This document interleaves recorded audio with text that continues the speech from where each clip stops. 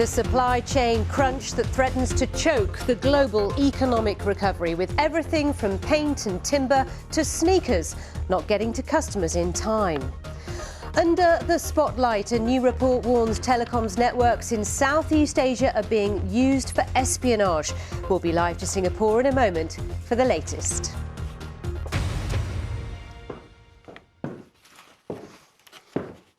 Hello and a very warm welcome. This is World Business Report and I'm Sally Bundock. Now, when the Ever Given ran aground and blocked the Suez for a week in March, it halted roughly 15% of global trade in the process. I'm sure you remember this one well if you follow business news. So the ship finally made it into the UK port of Felixstowe yesterday, to the relief of businesses whose precious cargo has been trapped for 4 months. The saga highlighted our reliance on global supply chains and exposed the weaknesses in seaborne transport, as Theo Leggett reports. 4 months late and still bearing the scars of her encounter with the sandy banks of the Suez Canal, the Ever Given finally limped into Felixstowe, her last port of call. This giant of the seas became stranded while negotiating one of the narrowest parts of the canal. She was stuck fast and the waterway was blocked for 6 days. Hundreds of ships were unable to pass through, causing havoc in a global container industry that was already under intense pressure due to the COVID outbreak. The saga of the Ever Given itself may now be over, but what this affair has shown is just how much impact a single event involving one giant vessel can have on the entire global supply chain, and just how vulnerable the systems we rely on for imports every day really are. And those supply chains are still under strain, thanks to other factors such as COVID outbreaks in key Chinese ports and severe weather. It means freight rates are continuing to soar. And this has won awards for us all over the world. Gavin Yuko runs the Happy Puzzle Company, which imports toys and games from China to be sold in Britain. He's ordering supplies for the busy Christmas period, but he says the costs are becoming insurmountable. Prior to this year, we'd never paid more than £2,700 for a 40-foot container coming to us from China. This morning I was quoted over £15,000 for a similar container. Prices have gone through the roof and it is becoming unworkable. And it isn't just prices that are the problem. Some traders are simply struggling to find space on vessels coming from East Asia at any price, such as the level of demand. If you manage to get a container loaded at the suppliers and you book it on a vessel sailing next week, the line may not load it on that vessel, and they may not load it on the next vessel and the next vessel after that.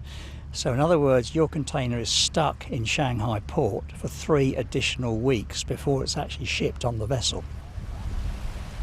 Some businesses are happy. With space on their services so scarce and cargo rates so high, the shipping lines themselves are making record profits, although they argue that this is simply compensation for the many lean years they've suffered in the past.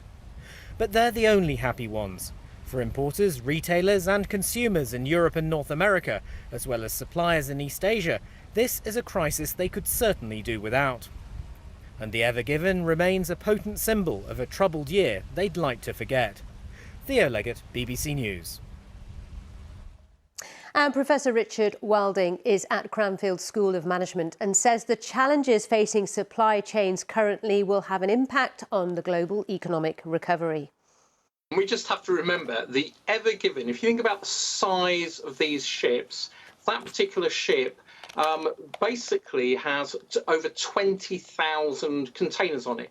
Now, if you line those containers up from end to end, they will cover 76 miles. That's the length of Hadrian's Wall. This is the scale of these ships which are actually going around. And that was actually had on it machine parts, household goods, furniture, garden furniture, barbecue, supplying people like IKEA, Lenovo, Dixon's, all sorts of different businesses. And it is critical to recognise that basically global supply chains, they circle the globe many times. So if we're looking at products, they may start with raw materials coming from Africa and Australia, moving to China, then actually moving through to Europe and the UK. And so this complex network, it's not really a chain, it's more of a network. As soon as you get disruptions, it's rather like a fly hitting a spider's web. You basically get ripples going out everywhere. And that's what we've been seeing, particularly over the last sort of 18 months or so. And this is really, as you've mentioned, as Theo mentioned, affected shipping prices. I mean, businesses, particularly small and medium-sized companies, are really having to take on board these rising costs for them. Some have had to pass on to their customers. They haven't had much choice, really. Yeah, and it is a real challenge. So if you think about before March 2020, we were talking around about $2,500 per container. And your report sort of mentioned a figure around that. We're now running at around about $20,000 per container. And that's on shipping containers. That's on our ships, but we have to always also remember air freight, and air freight is a significant part of what's moved around the world. Those rates have gone up dramatically as well. Why is that? That's because basically when you or I are flying around, it's generally passengers, on the top deck of an aircraft, and underneath we're carrying freight.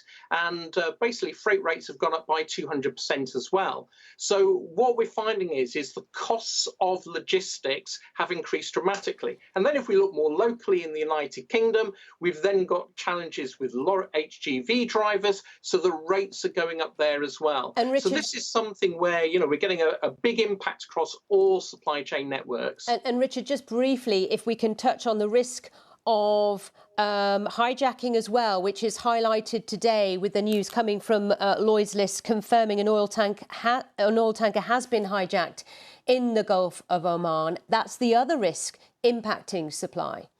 Yeah, so I mean, there are certain shipping routes which are known to be high risk, and those ships have to protect themselves. So, it is known that there are high risk channels which are used, and shipping companies will often try to actually avoid those. But of course, where this one's happened, this is actually an absolute key shipping lane. And so continually supply chain professionals around the world are having to monitor what's actually going on globally in terms of just looking at where the risks, where restrictions are occurring, be it in ports, because ports are getting shut down because of COVID, for example, or because of storms. And we have to remember there are certain times of the year you don't want to actually move your goods across certain oceans.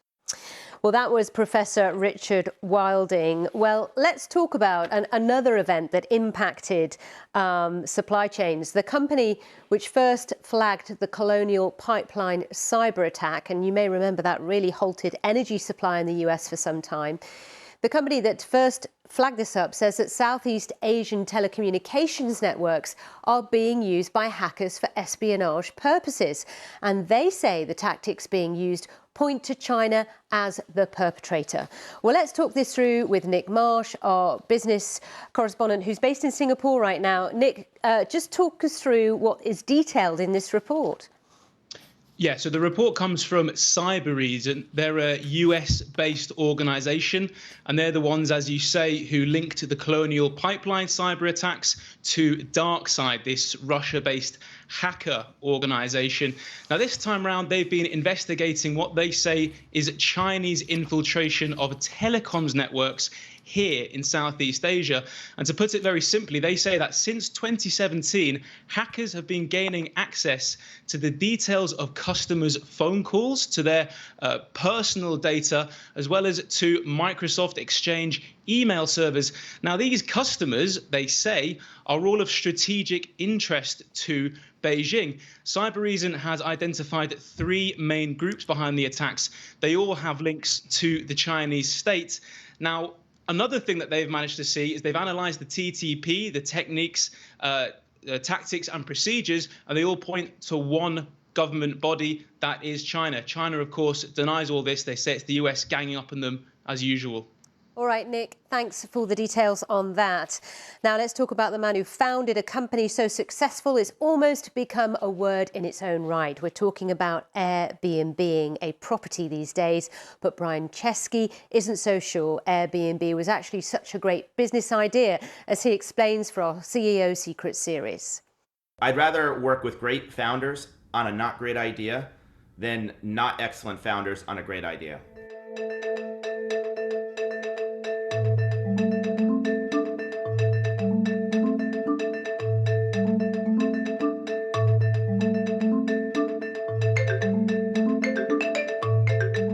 There's a huge obsession with having a good idea and picking the right market. 13 years later, I think it matters more who you do it with than what you do.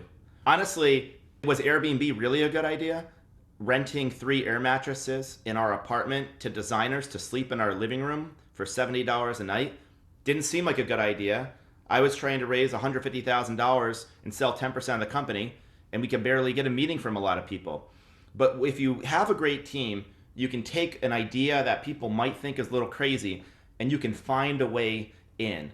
And the number one reason that startups fail is the founders quit.